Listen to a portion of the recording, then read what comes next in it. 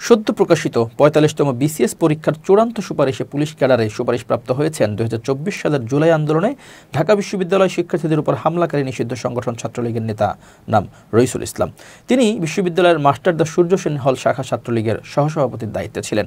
রইসুলের বাড়ি ময়মনসিংহ জেলায়। তিনি ঢাবির স্বাস্থ্য অর্থনীতি ইনস্টিটিউটের ২০১৪-১৫ সেশনের শিক্ষার্থী ছিলেন। জুলাই আন্দোলনে জড়িত থাকায় গত মার্চে তাকে সাময়িক বহিষ্কার করে বিশ্ববিদ্যালয় প্রশাসন। তখন প্রশাসনের সুপারিশে বলা হয়েছিল ১৫ জুলাই ২০২৪ তারিখে সাধারণ শিক্ষার্থীদের উপর হামলায় রইসুল ইসলাম সরাসরি জড়িত।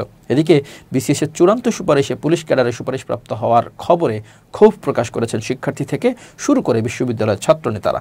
তারা বলছেন, রইসুল ইসলামের মতো সন্ত্রাসীর বিসিএসে সুপারিশপ্রাপ্ত হওয়া অত্যন্ত লজ্জার। তাকে অবিলম্বে গ্রেপ্তার করে আইনের আওতায় নিয়ে আসতে হবে।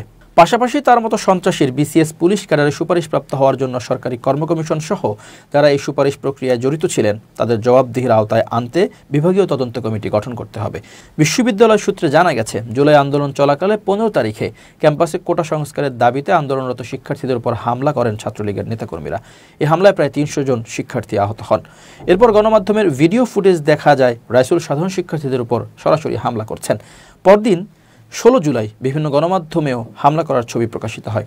রইসুল ইসলামের পুলিশ ক্যাডারে সুপারিশপ্রাপ্ত হওয়ার খবরে ক্ষোভ প্রকাশ করে ঢাকা বিশ্ববিদ্যালয় কেন্দ্রীয় ছাত্র সংসদ ডাকসুর সহসাধারণ সম্পাদক এজিএস মহিউদ্দিন খান ফেসবুক স্ট্যাটাসে লেখেন, নিষিদ্ধ সংগঠন ছাত্রলীগের সন্ত্রাসী রইসুল ইসলাম ৪৫তম বিসিএসে পুলিশ ক্যাডারে সুপারিশপ্রাপ্ত হয়েছে বলে জানা গিয়েছে। এই সন্ত্রাসী গত বছরের ১৫ জুলাই ঢাকা বিশ্ববিদ্যালয় শিক্ষার্থীদের উপর ছাত্রলীগের সন্ত্রাসী হামলায় সরাসরি জড়িত ছিল। ঢাকা বিশ্ববিদ্যালয়ের তদন্ত কমিটির প্রতিবেদনেও গণমাধ্যমে প্রকাশিত ছবিতে স্পষ্ট যে রইসুল ইসলাম একজন সন্ত্রাসী।